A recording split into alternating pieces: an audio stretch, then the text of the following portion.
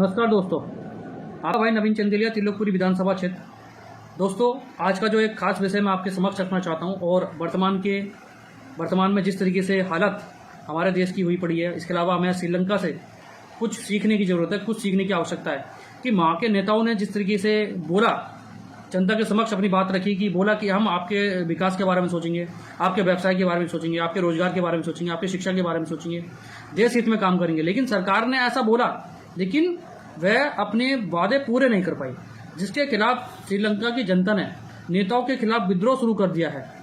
ऐसी ही व्यवस्था हमारे देश के अंदर भी कहीं ना कहीं देखने को मिल रही है, क्योंकि सरकारें जो हैं, जो उन्होंने वादे किए थे वह अपने वादे पूरे नहीं कर पा रहे हैं, वो अपने वादे पूरे करने में असमर्थ नजर आ रही है। जिस तरीके के हालात आज श्रीलंका में देखे जा रहे हैं, वहाँ पे एक पार्टी के जो नेता हैं, उन्होंने जो सांसद थे उन्होंने फांसी लगा ली है, उन्होंने आत्महत्या कर ली है। इसके अलावा वहाँ पे जो नेताओं के घर हैं उनको जनता अपने कब्जे में ले रही है, क्योंकि नेताओं की नीतियों के कारण ही आज श्रीलंका की ये हालत है। तो नेताओं ने उनके लिए काम क्यों नहीं करा? क्योंकि जिस पार्टी की सरकार वर्तमान में होती है, जनता उसी से ही सवाल करती है। लेकिन लोग जो हैं पार्टी भक्त बन रहे हैं, लेकिन लोग जो हैं देशभक्त नहीं बन रहे हैं। तो हमारे देश के अंतर्गत आज वर्तमान में जो हालत श्रीलंका की है, तो सभी देशों को श्रीलंका से अब सीखने की आवश्यकता है कि श्रीलंका में ऐसे हालत क्यों बने। क्योंकि वहाँ के नेता जो थे संगठित नहीं थे। वहाँ के नेताओं ने भी धर्म, जाति, भाषा, क्षेत्र, लिंग के आधार पर लोगों को बांटने का काम किया। इसके अलावा जब वहाँ पे धार्मिक एकता खत्म हुई, तो वहाँ पे जो है भुखमरी शुरू हो गई। लोग एक दूसरे से नफरत करने लगे। लोगों का जो गुस्सा था वो नेताओं पे बनता चला गया, नेताओं पे बढ़ता चला गया। लेकिन सरकारों ने उनकी समस्या का निवारण नहीं किया।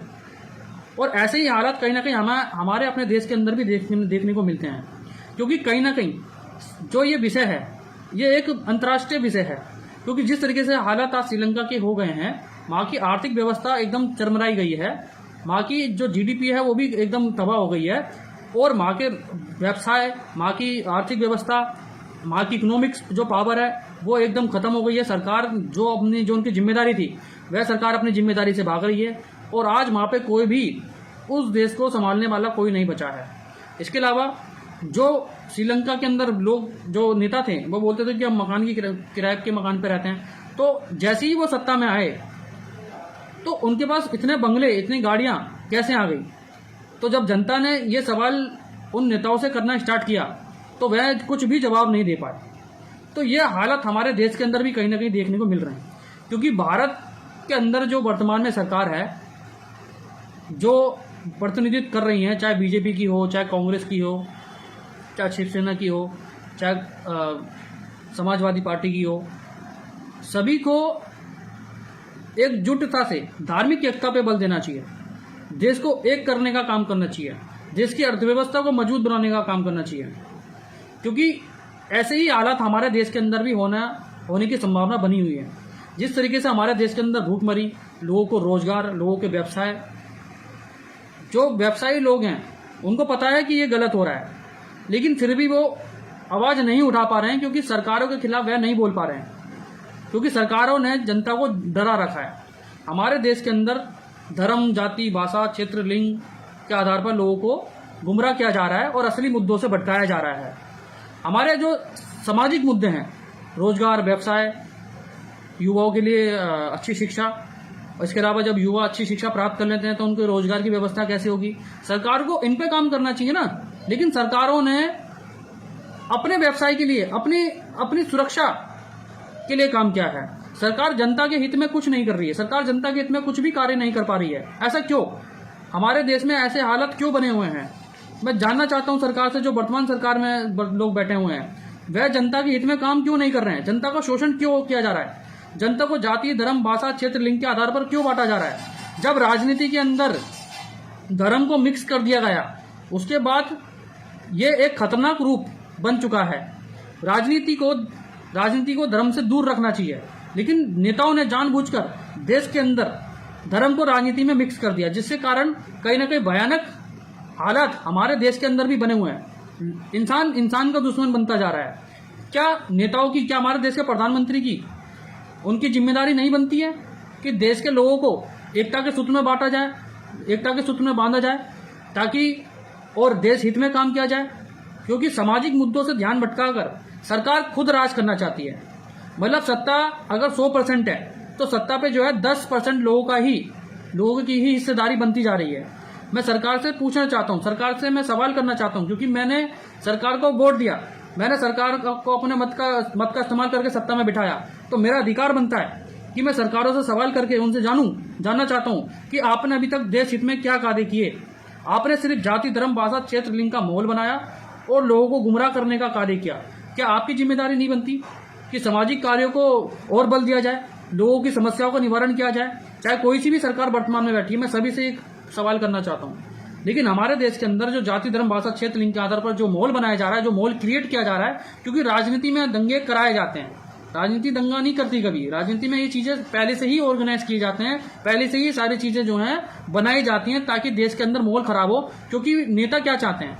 नेता चाहते हैं, जो 10% है वो नेता ये चाहते हैं कि लोग आपस में बटे रहें, जनता आपस में बटी रहे ताकि हम शासन कर सकें। तो लोगों को गुमराह करने का काम सरकारें करती हैं, और जो जनता है वो पार्टी भक्त तो हैं लेकिन देशभक्त नहीं बन पा रही हैं। अगर जैसे हमारे भूतकाल के जो हमारे नेता थे, पहले के जो हमारे नेता हुआ करते थे, डॉक्टर राजेंद्र प्रसाद, वे एक स्वतंत्रता सेनानी थे। इसके अलावा हमारे गांधी जी और इसके बाबा साहब अम्बेडकर, इतने बड़े बड़े महान नेता, जवाहरलाल नेहरू, पंडित जवाहरलाल नेहरू, इतने बड़े बड़े महान नेता, बड़े बड़े क्रांतिकारी नेता, अगर आज वो इस विषय के बारे में सोचेंगे तो कैसा हमारे देश का फायदा होगा। तो आज देश के अंदर जो वर्तमान स्थिति बनी हुई है वो एकदम गंभीर है। हमारे देश की अर्थव्यवस्था भी चमराई हुई है, क्योंकि आज जैसा कि मुझे पता लगा है कि हमारे देश के अंदर जो बड़े बुजुर्ग हैं उनकी भी पेंशन और उनका भी भत्ता नहीं आ पा रहा है, उनको पेंशन नहीं मिल पा रही है। इसके अलावा सरकारी कर्मचारियों की हालत बहुत खराब हुई पड़ी है। आज भी उनकी जो सैलरी है, चाहे वो ए ग्रुप के हो, चाहे वो बी ग्रुप के हो, चाहे वो सी ग्रुप के हो, चाहे वो डी ग्रुप के हो, सभी की हालत जो है एकदम खराब हुई पड़ी है और उनकी आर्थिक व्यवस्था जो है एकदम खराब हुई पड़ी है। और सरकार उन चीजों को लेकर कोई भी कार्य नहीं कर पा रही है, क्योंकि उनकी जो सैलरी थी, जो सरकारी कर्मचारी की जो सैलरी है, वो भी 2 से 3 महीने 4 महीने हो गए हैं, उनकी अभी तक सैलरी नहीं मिली है। तो ऐसे हालात हमारे देश के अंदर बने हुए हैं। सरकार ऐसी जो हालत बने हुए हैं, ऐसे इन सिचुएशन पे बात क्यों नहीं करती है? सरकार जाति, धर्म, भाषा, क्षेत्र, लिंग के आधार पर ही क्यों भेदभाव करना चाहती है, लोगों को गुमराह क्यों करना चाहती है? सरकार असली मुद्दों पे बात क्यों नहीं करना चाहती है? क्योंकि सरकार अगले इलेक्शन की तैयारी कर रही है, इसलिए सरकार लोगों को गुमराह करने का काम कर रही है।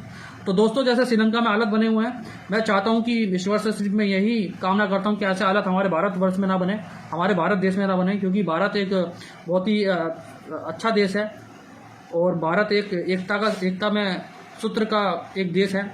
क्योंकि जिस देश में एकता होती है वही देश जो है आगे तरक्की करता है, वही देश आगे विकसित होता है, वही देश आगे विकासशील होता है। तो मैं यही कहना चाहता हूं कि देश जैसे श्रीलंका में हालत बनी पड़ी, आज नेताओं के खिलाफ जनता ने मोर्चा खोल दिया है, वही हालत हमारे देश में ना हो जाए। तो मैं अपनी छोटी सी बात रखना चाहता हूं। ये विषय बहुत ही महत्वपूर्ण विषय था जिसमें मैं आज आया हूं काफ़ी दिनों बाद। तो बस ये छोटी सी बात थी। आपका भाई नवीन चंदेलिया, त्रिलोकपुरी विधानसभा क्षेत्र। जय हिंद, जय भारत।